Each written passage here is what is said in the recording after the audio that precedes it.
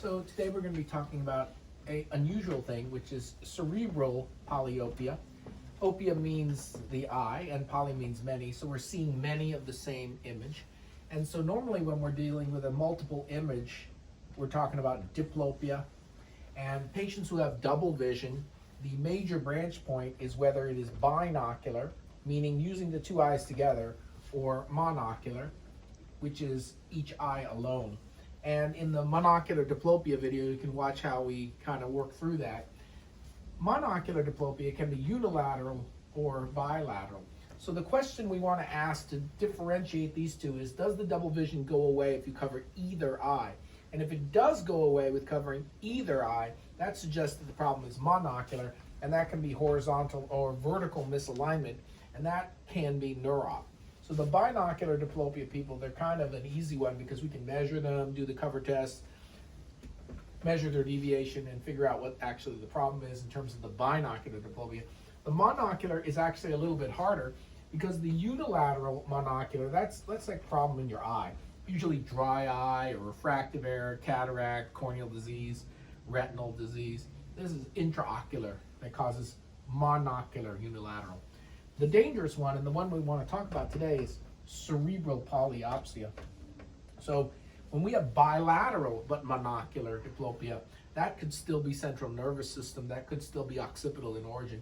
So even though it seems like a monocular diplopia can't possibly be neuro-op, and that is intraocular, it's only the unilateral monocular that we can say that about. The bilateral monocular from cerebral polyopia will persist even if you cover either eye because it's a cerebral event.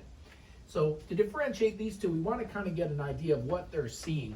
So in patients with the monocular diplopia, unilateral or bilateral from an intraocular cause, they often describe the second image as a ghost image superimposed on a clearer second image.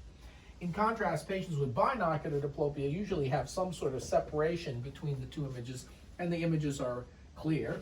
And in cerebral polyopia, they see the same image, it's kind of repeated over and over again. And so that repeating process could be palinopsia. They see the same image over and over again, and that's why sometimes it can be described as triplopia, or 4 images, or 5 images, or 10 images. But sometimes it really is only 2 images, and really is diplopia, 2 images. And so we'd like to get a handle on, is it 2 equally clear images? And so the thing we're going to be looking for is a field defect, a cortical lesion, a homonymous hemianopsia, but also things that could cause cerebral polyopia, a stroke or a seizure. So what we're looking for in the stem is that I see double, it's bilateral but monocular, the images are separated and equally clear, or there's 3 of the images or 4 or more of the images, and they have some risk factor for intracranial disease, and the thing we're worried about is seizure.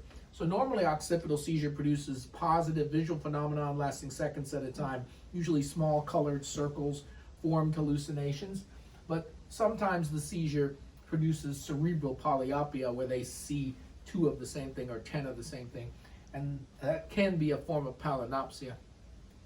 And other things in the brain obviously could do this, an occipital lobe stroke, demyelination, tumor. It doesn't tell you what the cause is, it just tells you that it's a cerebral thing in the association cortex or in the visual cortex.